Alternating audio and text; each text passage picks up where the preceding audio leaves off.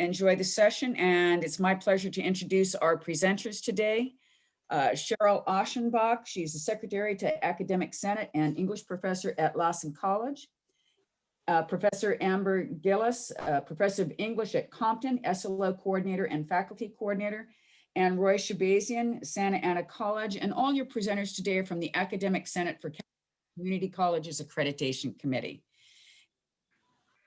And enjoy the session. Thank you. Thank you so much for the introduction. We appreciate it. And good morning. Welcome, everybody. We're really glad to be able to join you. As was mentioned, we're all members of the Senate's Accreditation Committee, and we're excited to talk to you about assessing learning in an online environment. And we're going to first talk about context, challenges, and then effective practices. But want to also share, I come from the field of English and public speaking.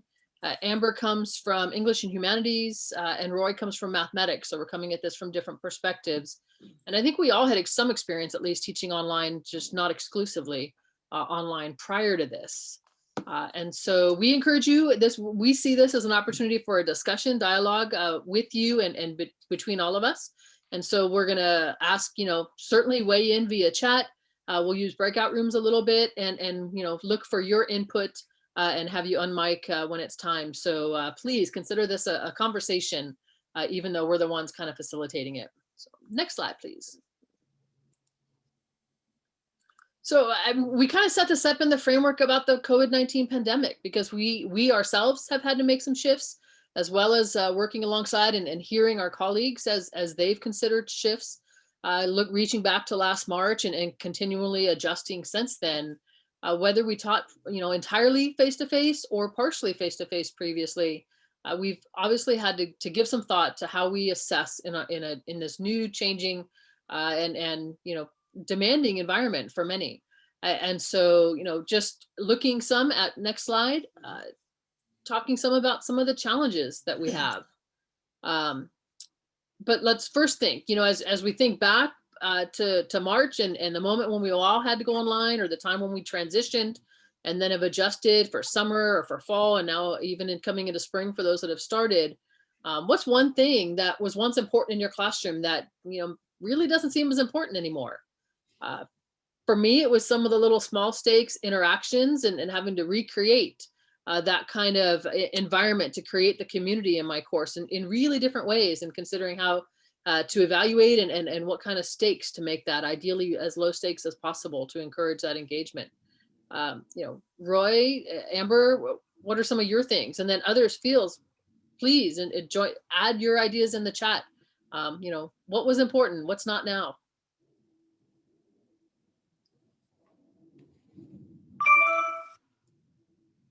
So I'll go next. I think something for me that was once important that maybe isn't as important, really trying to, I'm going to say this, punctuality.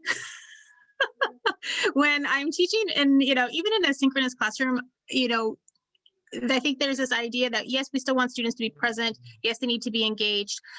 But sometimes, right, we're now in a situation where people are listening to lectures or trying to complete coursework at work. I've had students that were listening to lectures while they were working at Home Depot. So I was, their friend in their ear. So, I think for me, really, expecting everybody to be sitting down in the same place at the same time, losing some of the rigidity, I think, from a face-to-face classroom, and not forsaking, I think, rigor, but really trying to be more flexible and understand that we are living in an environment that is fluid.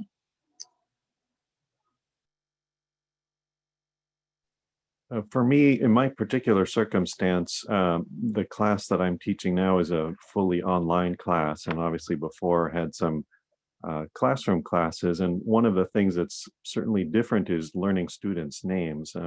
Teaching in front of a live classroom obviously puts the onus on me to learn the names, but also gives me an opportunity to, show that I have learned names of the students and for them to feel a connection.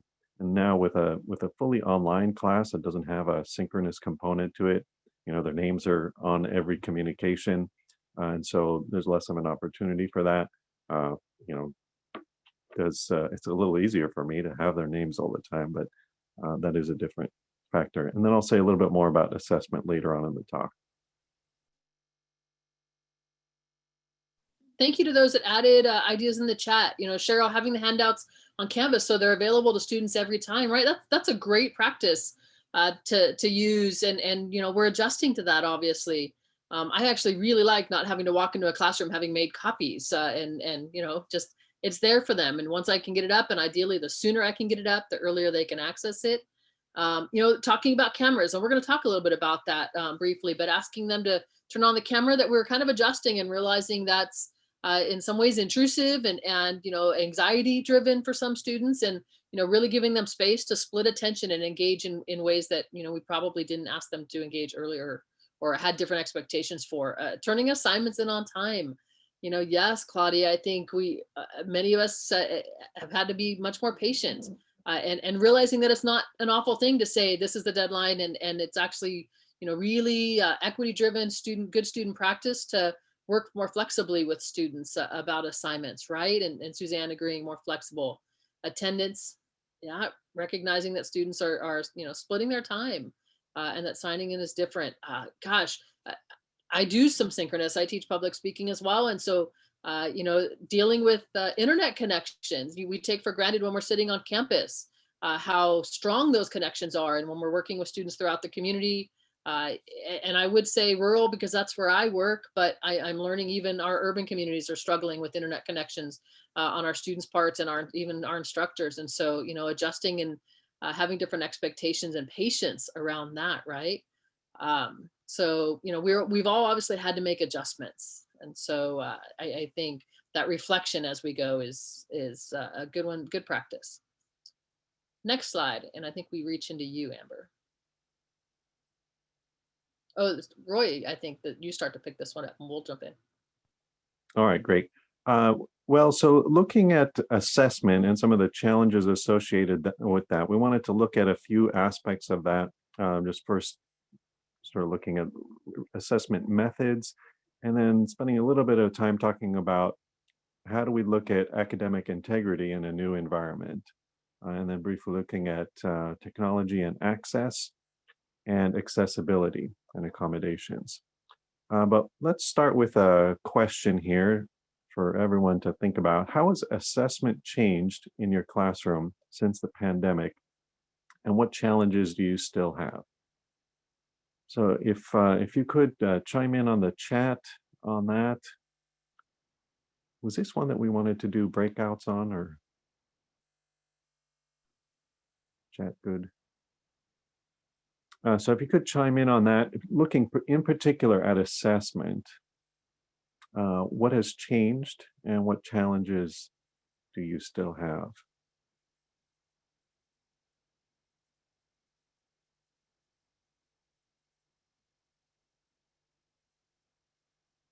Thank you for these comments here. I'm just going to take a quick look on this, and then if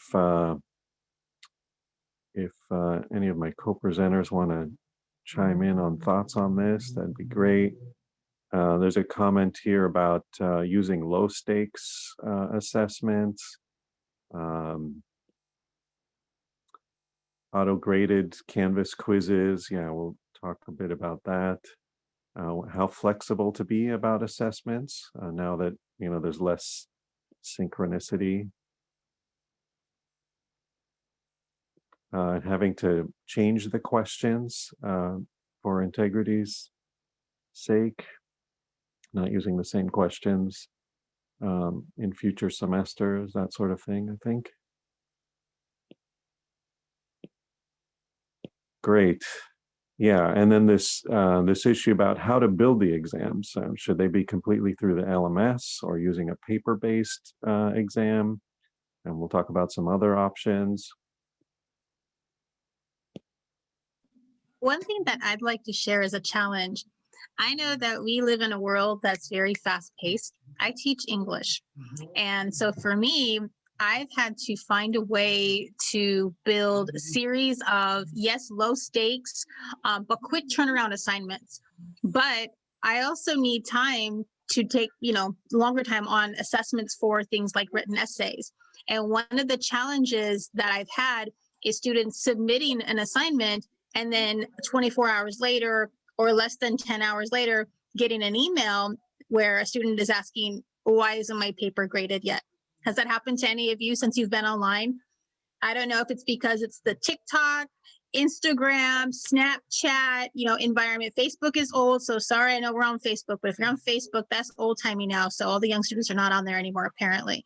But so there's this quick, turnaround, this expectation that they want it now.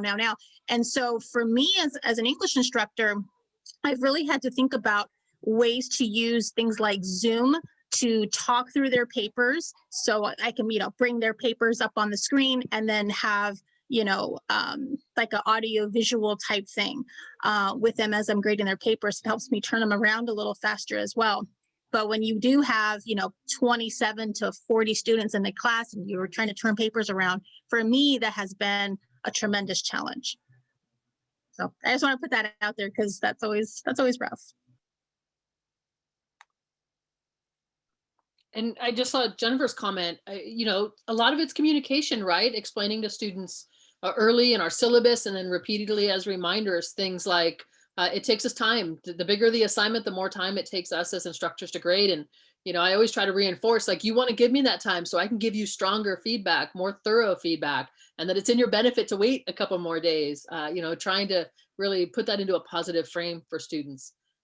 And yeah, some of it is the grade book. They want to see those grade numbers filled in as quickly as possible, even on the low stakes stuff. They just, particularly those students who are really paying attention, they don't like seeing, empty spaces. They're worried that those will calculate as zeros when they've done stuff. As far as assessment too, again, teaching public speaking, I've struggled a little bit because I have to rely on the technology and try to figure out how can I make sure that students can deliver, up to the longest speeches, the 6 to 8 minutes, without hopefully running into technology drops. And I've had students dropped mid-speech and my issues, their issues both. And so, whether I have them pre-recording some of their speeches while delivering other live, I find that just for assessment technically of those speeches, I have to do a lot more teaching of the technology and talking about, okay, these are our backup plans. And never had to think about all of that when it was just a matter of sitting together in a classroom. So rethinking our approaches and how can I make sure that they can deliver those speeches, hopefully just deliver them once, and that we do have some sort of contingency for them. Okay, let's move to the next slide. Also, as we're doing that, I just want to also quickly acknowledge Denise Mitchell's comment, because I know that this has been this has been a problem, and her comment, right, is that she's having problems or trouble with students reading the comments, right? And so when we talk about best practices, I want to acknowledge that. So if I forget to come back to you, please remind me, because I have some strategies and techniques that have been working this last year. Okay. Great. And I noticed Lorraine, I think it was Lorraine's comment about a yoga class, and I hope we have a chance to hear more about how you're doing assessment there. Looking at assessment methods, a lot of these have already been mentioned, paper exams versus online exams. And I know that some of my colleagues have tried using paper exams and then having students scan the exam with a phone app and then upload that, and then factoring in some extra time at the end of the exam to do that. Obviously, there's technology issues associated with that, and integrity that we'll get into. Next is using LMS tools, and somebody mentioned before about the using Canvas to give the quizzes, and somebody also mentioned randomization that Canvas can do. So those are some ways of delivering the assessments. Also, the use of OER or other external software, including commercial publisher tools. So as you know, Canvas can integrate other tools into the software. And so in my discipline, which is math and some of the sciences, randomization is important, as somebody mentioned on the chat earlier. And so you can get a lot better randomization using external tools. in my case, a tool called MyOpenMath that's designed for randomly generating questions. And of course, the commercial publishers have similar tools that do those things. But it also introduces some new challenges on integrating those tools with the LMS, and mostly that's worked out. But then when you add the factor of academic integrity, that becomes a little bit more complex. And we'll say a little bit more about that later. And then as we shift and think about different ways of doing assessment, looking at group work and projects. And so this has been my personal experiences. It's been a little bit challenging to incorporate projects, but in other situations, I had a very successful situation having students present a project using a video or a slideshow that they upload and then discussing that on a discussion group. I'd be curious if people have experiences with using projects or group work as part of the assessment methods. I think that's something that we could all collectively benefit from hearing about if you're up for sharing those. Switching to, and I'll ask my colleagues, Cheryl and Amber, if you want to jump in here at any time, please do. On the next topic, looking at integrity. So different ways of dealing with this. In the colleagues that talk to most, it seems like the most common method is using a camera to just have a synchronous exam and monitor students using Zoom and the cameras, just similar to how you would do it in a live classroom. But there's other ways of approaching that. I'm going to jump down to virtual proctoring. So tools like Proctorio, ProctorU, where there's some other service that is monitoring. Proctorio doesn't involve a person monitoring other than the instructor, but uses technology to, while the student is doing the exam, it uses the camera to watch the student. And my understanding is it primarily relies on, well, in addition to the data that's available on the computer, like what kind of internet sites are being accessed, whether other windows are being opened, it's also watching the student, and in particular their eyes, to see how they're concentrating on one spot on the screen, or does it look like the angle of their eyes is shifting dramatically at certain points. And it uses this kind of data to flag certain parts of the recording that are available to the instructor later on to review. It also assigns a sort of I forget the term that they use for it, but sort of like a risk factor, so you can see a percentage, and helps the instructor focus on particular sections and students to review after the exam. And then the issue of cameras being on or off. I don't know how it is in your communities, but students have a pretty hard time finding a quiet room to take an exam, quiet, distraction-free, and then also just the privacy associated with having a camera on. In particular, with some of these virtual proctoring, one of the things that they look at is the sound from the microphone or sound from the computer, and they're listening to that to see if there are other people talking in the background, what other kinds of noises. And so, you know, for using Proctorio, one of the requirements is that students are in a quiet setting to take the exam, and in many cases that's just not practical. So those are some of the challenges. Let me go back to the point about the virtual online proctoring. One of the issues there is integrating. So if you're using Canvas and integrating an external tool, whether it's OER or an external publisher, you have those two technologies integrated. And then if on top of that, you're integrating a virtual proctoring like Proctorio, it adds another element of complexity to it. And personally, my experience was it took quite a while to get the systems integrated in the way where I was sure that students, couldn't access the exam without going through Proctorio. That was one of the tricky spots. Um, so initially, there were ways for students to, if they went to the right place, they were able to access the exam without without starting Proctorio monitoring them. And so they might do the exam that way. There were ways of seeing that after the fact that happened, but then it's hard to work with a student to rectify a situation like that. So you want to try to avoid that. So that took a little while to figure out how to make that work. And it wasn't just a matter of figuring out, it was working with Proctorio, working with the external tool provider to fix it so that it would work.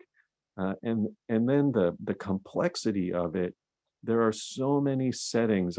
For those of you who have used Proctorio, you know that there's so many settings in Proctorio, different ways you can set it up, different things that you can ask it to, lock out students from or monitor during the exam. And different settings may prevent students from accessing the external tool that has um, the exam. And so, and it would work for some students, but it wouldn't work for other students, maybe based on their cookie settings or which browser they were using. And so that was a huge headache, having students not be able to access the exam, and then trying to work with the support through Proctorio to resolve that. But the support people at Proctorio don't know how the external tool works. And so, you get a lot of frustration resolving problems like that. So in my case, after spending a couple semesters getting the system to work properly the way I wanted it to work, I ended up deciding to stop using it, at least at this point.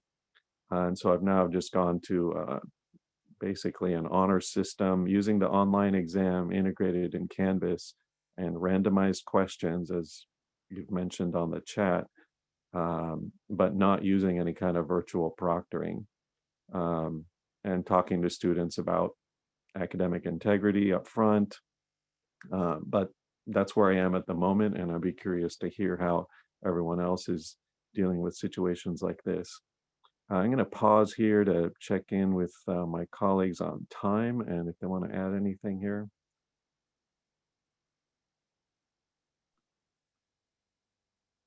I'm reading Okay. through some of these comments and I'm loving it.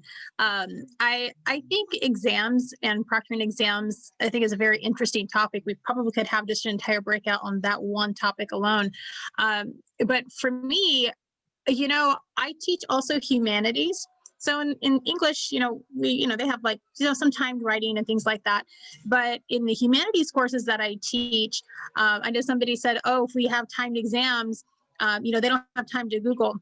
And they will, right? They'll Google and things like that. But I always know when they Google, because whatever is on Dr. Google is not always the same thing that's in their textbook, right? So if I ask them who the inventor of the Olympics is, they give me some person that was, a French gentleman who said, we're going to do the Olympics. But that's like in the 1800s. The Olympics were created by the Greeks. So we know that. And so I know where they're getting their information. So I've had to be creative over the years, but what I found is that to kind of help reduce anxiety, and I saw a really significant increase in just in testing scores, was really giving students a week to take an exam, but then it's also timed, right? So they'll have, Monday through Monday to take an exam. They can take it in their pajamas, whatever, whatnot. But then once that clock starts, right, they've got 90 minutes. What I also do is I block off 2 90-minute windows. I'm available. I'm on Zoom. So whether they log in or not, even for my asynchronous classes, I say, I'm going to be online during this time. So if this works for you, take your exam during that time. So I'm available to you in live time. And more students over the last 2 years have taken advantage of that because I can help them clarify information, right? I can also tell them it's not letter B. So that, that really helps. So, seeing what works with your schedule and making yourself available to students has really helped, even in that asynchronous fashion.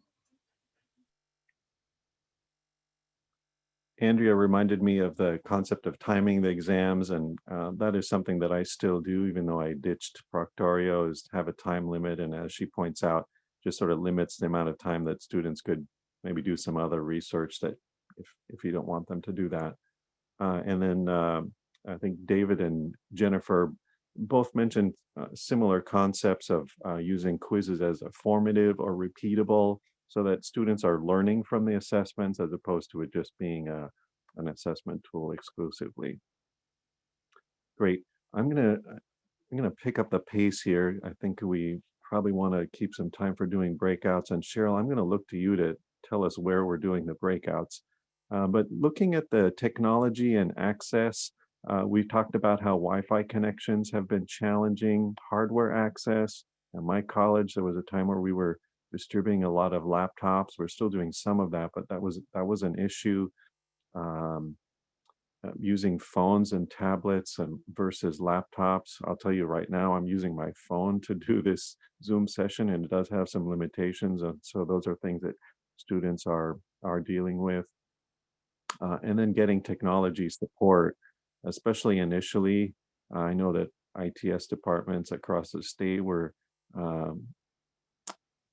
challenged to try to deal with all the technology support that was needed.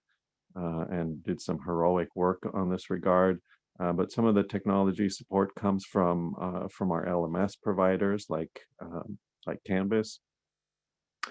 And then moving to accessibility and accommodations. Obviously, accessibility became, the challenges changed drastically.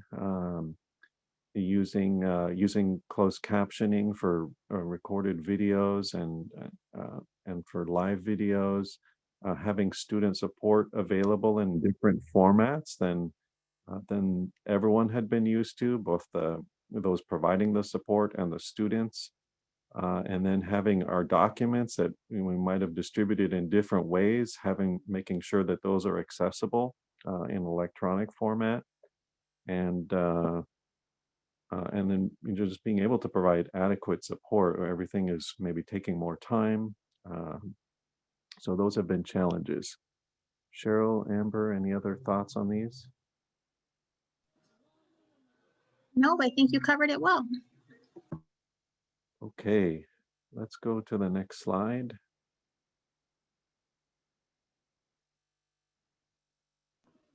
Okay. So this is me, and my son is handing me a box of cookies. Does anybody want a box of cookies?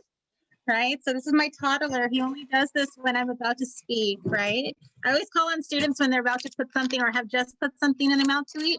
So I found a couple of books when I first, started transitioning really to online teaching, or at least synchronous teaching. Synchronous teaching, for some reason, I don't know why, it terrified me. I've been in the classroom a little over a decade. I've been teaching online 9 years asynchronously, but for some reason, like feeling like I'm live was terrifying for me, and I don't know why. But when I really started thinking about, what students needed and what was going to work for me in the classroom and what wasn't, I started reading. And so a quote I found by Doug Limov says that nearly everything about teaching has changed for teachers over the past few months, except the fact that students need us. And so for me, when I really started looking about how I was going to really approach this online environment, or at least this, synchronous environment with 3 kids at home. I have 2 school-age children. One of them has special needs, and I have a 2-year-old who just turned 2 in January. So my house is chaos, right? And so trying to lecture live sometimes, it was a no-go. So for me, I had to make sure that I was extremely flexible. But I also had to remind myself that I am human. I can only do the best that I can, and that I need to remember why I went into teaching, and that is to help. right? To help students figure out what it is that they want to do so they can get to do that very thing, right? So this quotation has helped me a lot.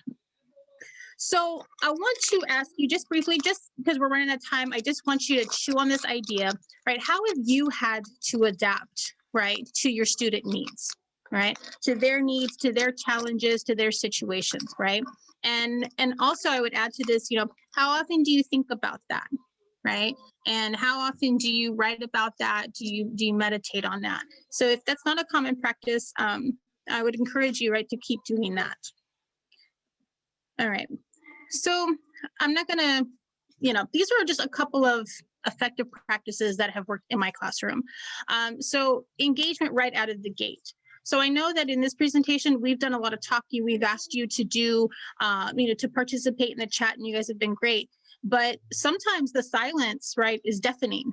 And I don't know if any of you have ever, if you're doing this live and it feels like you're talking to yourself, you're talking to a wall, and it's very isolating. And if students don't have their cameras on, and then you're talking to a bunch of, images and, weird things. And so it can be a little bit of a challenge. So if you're able to really get that engagement out of the gate, it's helpful for students. It's also helpful for you, right? And it improves, right, the energy of the class, right, immediately. So I like to start with icebreaker questions. I would do this even, my face-to-face courses, but I ask them questions that are a little silly, right? So I'll ask them, what's a word that gives you the creeps, right? For me, it's moist. It's gross. I don't like it. Right? So everybody laughs, everybody chuckles, but it's a way for me to be able to take attendance really quick, and then everybody is called on, so everybody has to engage. Another question, right? iOS or Android? It's not up for debate. Just give me the answer, right? And I can do that in a poll or things like that, and it gets people engaged. Also, I like to share an agenda, right? And for some reason, when I went online, I used to write an agenda all the time. I'd write it out, keep going. But for some reason, when I got online, right, I wouldn't share that at first. So what I started doing is using the whiteboard, posting the agenda there, and then asking students, right, what do you want to do in class today? What are you trying to get out of class today? And then I would encourage them to add their items also to the agenda, and then we would kind of rearrange, because sometimes what was important to me to get done that day wasn't always what was most important for students that day. So we wanted to make sure that they were advocates for their own learning, right, and agents, right, and authority, right, in their own classroom. And then finally, right, we want to check their understanding as we go along. There's a lot of conversations in the chat right now about low stakes, right, assessment. This is the perfect way. Low stakes assessment. Also, if you use participation points or things like that, use polls, breakout questions, and short answers in Canvas during lectures or videos to kind of check their understanding. Okay, so I'm going to see if this is going to work. So I want you to share an effective practice with us. So before you put it in the chat, maybe you already have, I am going to put a link in the chat. So I'm going to stop sharing for just a moment. I can see all your lovely faces again. Hello. So what I'm going to do is I'm going to put a link. Let's see. Let me copy my link. Copy link. And let me send it to all of you. Okay, so this is a Jamboard. All right, so if you've never used this before, this is really fun. And let's see. And so what this does, you can use this in your classroom also. I don't know if any of you have used this, but what you do is you use this to create a sticky note. So what is still a challenge? All right, wearing pants to lecture. All right.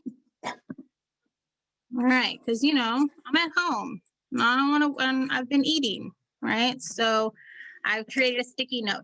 So I want to give you about 2 minutes because we're out of time. I'm going to give you about 2 minutes to add a sticky note and put it there on the Jamboard, if you would. We actually have 15 more minutes, so I think we'll have time to go even 4 or 5 minutes if we need it. Okay, you got 5 minutes. Yay.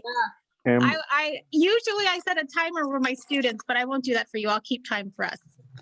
Amber, there's a comment about letting everyone edit the document. Is there a setting for that? there probably is, and I'm sure I didn't set it. So let me see what I can do. Let me see. Says anyone can edit, anyone can view it. Hold on a second. Amber, all you need to do is you need to go to anyone can view and change it to anyone can edit, and then drop the link again, and then we can edit and participate. So how do I do that? Oh, where it says anyone can. Okay, right there I go. Yeah, Oh, exactly. it just says restricted or anyone with link. That's strange.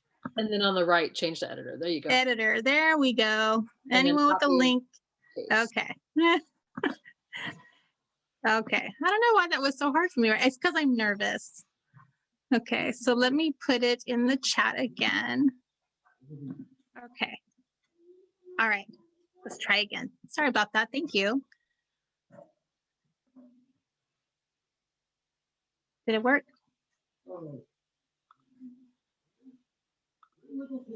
Yeah, it's working for me now. And so while Okay. folks start to do that, I just want to highlight a couple of the additional strategies that have been in the chat as you've been talking, Amber. And Maribel shared that, like you know, having family at home, that as she has students submit recordings in Spanish to be able to, you know, hear family in the background. And so adding content modules into the course that allow for children and family to engage with the language learning. Like, that's a really cool idea. I like that a lot. That's really cool. Influencing kids, right? You know, occasionally I think, you know, many of us have had a child attend class in person, and I always hope that if they have a good experience that day, that it'll influence their interest in attending college someday. And, you know, here doing it in an online environment, I think that's awesome. I really like that. Yeah, I Cheryl, agree. I found the same thing, having weekly modules where they have, you know, a full week to know what they need to do and do it at their own pace, but still having that deadline.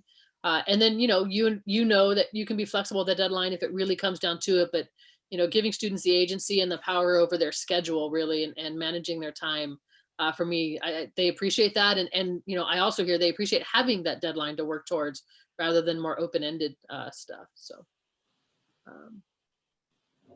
Karen, you're cracking me up. You promise the students you'll do a fun snack tasting at the end of an instructional videos or in a synchronous session. That's great. And then they can share. How fun, you know, in the community laughing together. How wonderful is that in the learning environment? And, you know, little ways to create some engagement together. That's awesome. Making comments on rubrics as you grade. Monica, yeah, absolutely. And then Amber, you want to highlight stuff that's popping up on the Jamboard?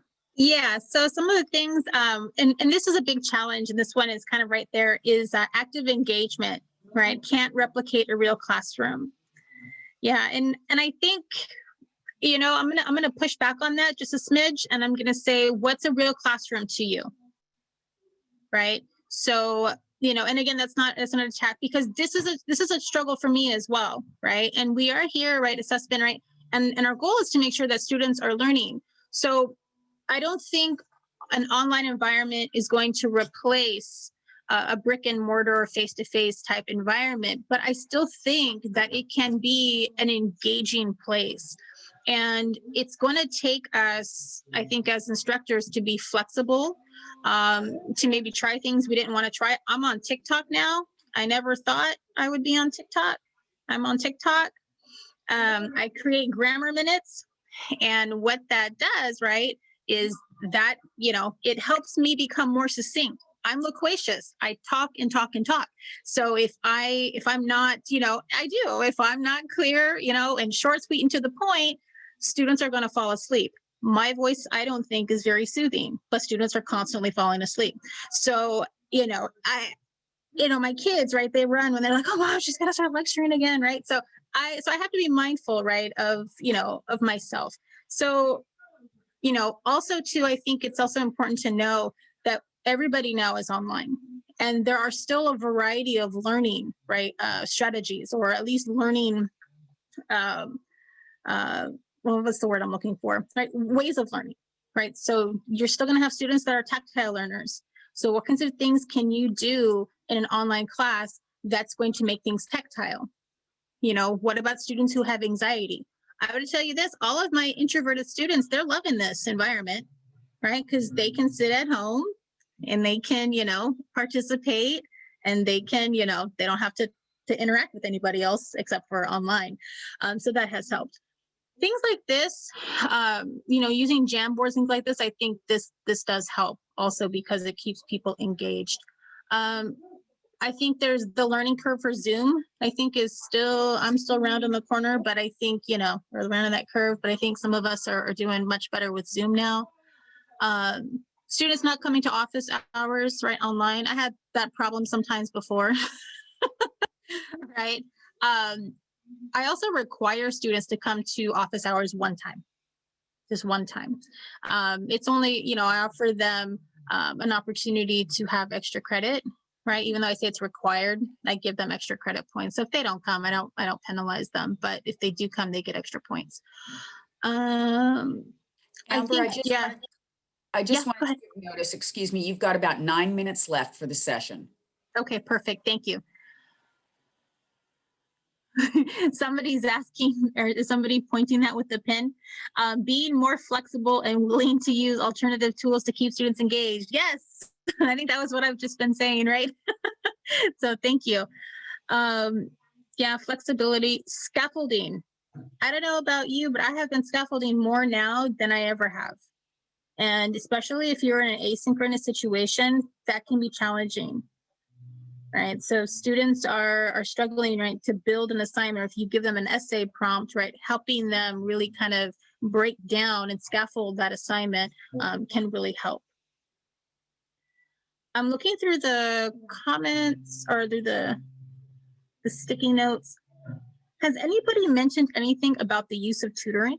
Are your students using tutoring services? Are they taking advantages of those?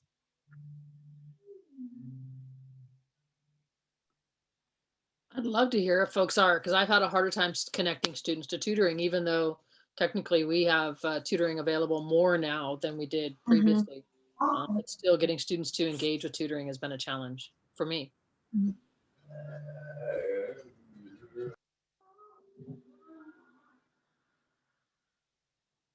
Okay, so somebody does recommend tutoring. They don't always use it. Which, yeah, I think that can also be true in a face-to-face setting, right? Let's see, there's a few things in the chat. Oh, that's nice. Yes, Veronica, the introverts love virtual learning, don't they? Yeah, they really do. They really do. We have tutors come into our classrooms and give presentations. Hi, my name is so-and-so. I'm, and I asked them to talk about themselves a little bit, not just like, I'm here to help you with your paper, but these are the kinds of things that I'm interested. This is why I became a tutor. This is what I'd like to do and how I'd like to help you. So students are, especially if we have student tutors, right, they'll come in periodically and just poke in and say, hey, we just had a few minutes. We just wanted to come check out your classroom and say hi and just check and see if anybody might need us. And then they pop right back out again. So that does actually, because they become more familiar faces, students are more inclined to go seek their help as a result. So that has been helpful for us. Yes, right. So the tutors can join the class and they can make an appointment online. Definitely, right. A lot of our students, they'll use our tutors and our counselors. They use Cranium Cafe. I don't know if you guys are using that on your campus, but we use Cranium Cafe. And so when the tutor or the counselor or somebody is online, it shows like a little green dot that says that they're online. So students can pop in for drop-in tutoring all the time. Okay. All right. So I'm going to start closing this up so we can come back to our slides. And I just put my foot into cookies. Hold on a second. Okay, I'm good. All right, I'm back. Sorry. You're like, wow, we got to this part and it's kind of a mess. No, that's Gillis. Okay. All right. So let's go back to it. Thank you all so much for participating in that Jamboard. That was really great. Let me see if I can find my, there I am. Okay. Sorry, my child is talking to me at the moment. There we go.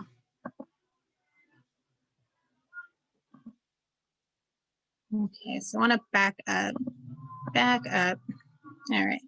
So we want to leave you with this quote. All right. And so, sorry, my child's screaming.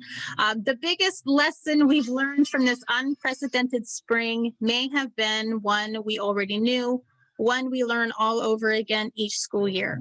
the relationships between teachers and students, the commitment of teachers to improving their craft and to reaching their students, to ensuring their students grow.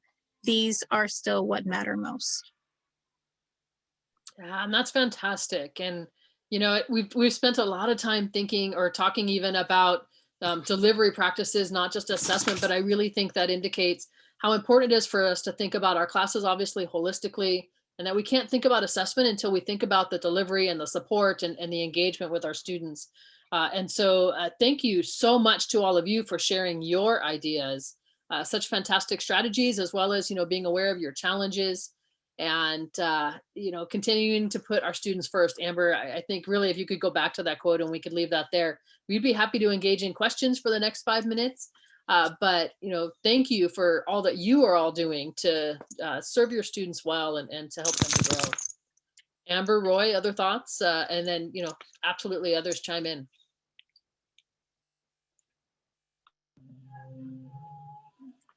I just want to hear from everyone else. I'm sorry, Roy. I just want to hear from everyone else.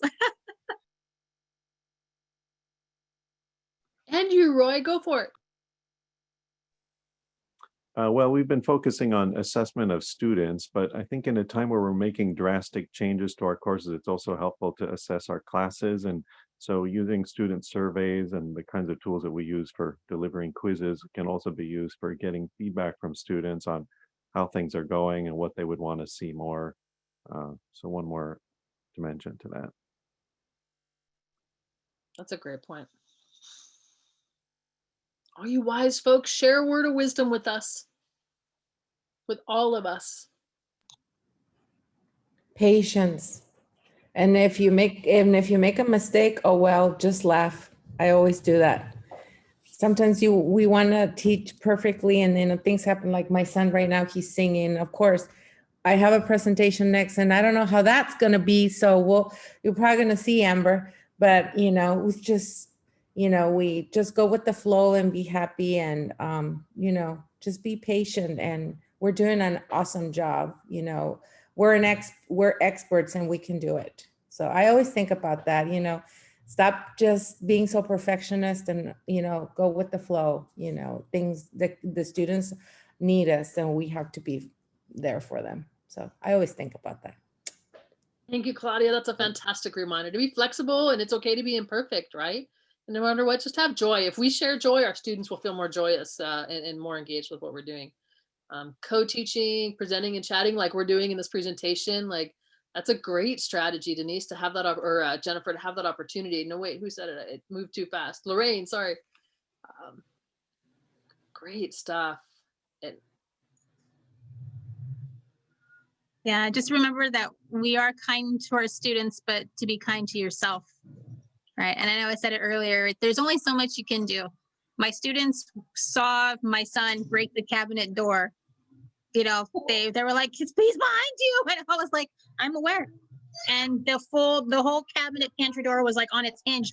Somebody who teaches physics would have to explain that to me because I just didn't understand. And, I'm having a teachable moment, right? And a lot of kids are like, we're glad that we're going to wait to that. Sometimes the life lessons are just important, right? As the grammar lesson or the sentence structure we were learning that day. So be kind to yourself. It's the best thing you can do. Fantastic. Well, thank you to my fantastic co-presenters, Amber, Roy, you're awesome. And thank you to all of you that joined us and contributed and shared your ideas. I'm really glad to have this short opportunity for interaction, and go forth. We know you're making a difference to your students. So thank you so much. Likewise. Thank you so much, everyone.